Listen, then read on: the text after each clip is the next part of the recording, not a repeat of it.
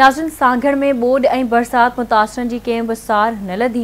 मुतासिर ज़िले इंतज़ामिया तोड़े समाजी इदारनि जी मदद खां बि महरूम बणियल आहिनि। उन ई हवाले सां पेश आहे एडी कुंभर जी रिपोर्ट। रोडनि रस्तनि तां जॾहिं गुज़र थिए थो त ॿिनि हफ़्तनि खां अॾियल आरज़ी झुपड़ा अञा बि नज़र अचनि था। ॻोठ ऐं घर हिन सावणी जे ॿोड़ा ॿोड़ बरसात ॿोड़े छॾिया। चोपायो माल मरी वियो। खाद खुराक लाइ रखियल कणक बि लुड़ी वई।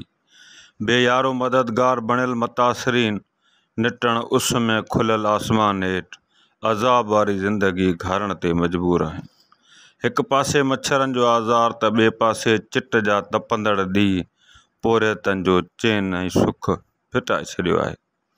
रोडनि वाहन ते आबाद हिन पोरियतनि वटि छांवरे लाइ का शइ न बची आहे। फाटल रेलियुनि ऐं प्लास्टिक सां अॾल झूपड़ियूं हर हंधि नज़र अचनि।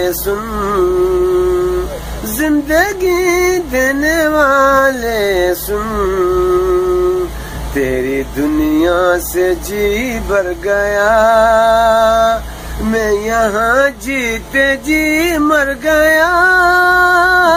जिंदगी देने वाले सुन, रात कटती नहीं, दिन गुजरता नहीं, जख्म ऐसा दिया जो के भरता नहीं। सिज नेज़े बराबर आहे। गर्मी जी लहर में इज़ाफ़े खां पोइ हिन मुतासिरीन जो न सुख जो सुम्हण आहे न ई ॿिनि वेलनि जी मानी। आरज़ी झूपड़नि में ज़िंदगी जा ॾुखिया ॾींहं घारींदड़ हिन पोरियतनि खे न तंबू मिलिया न राशन। ही पोरियत मजबूरन कॾहिं कॾहिं मिर्चनि सां मानी खाई पेट भरनि था। ॾुखायल ॾेहवासी इंतज़ामिया तोड़े समाजी इदारनि जी मदद खां बि महरूम बणियल आहिनि। घर ॿुॾी विया, रोडनि ते वेठा आहियूं, सड़ूं पिया। हाणे का शइ कान्हे, मज़दूरी बि किथे कयूं, ॿनी ॿुॾी पई आहे। वेठा आहियूं, ग़रीब मिसकिन थियो, असांजी पारत हुजे हर हिक खे।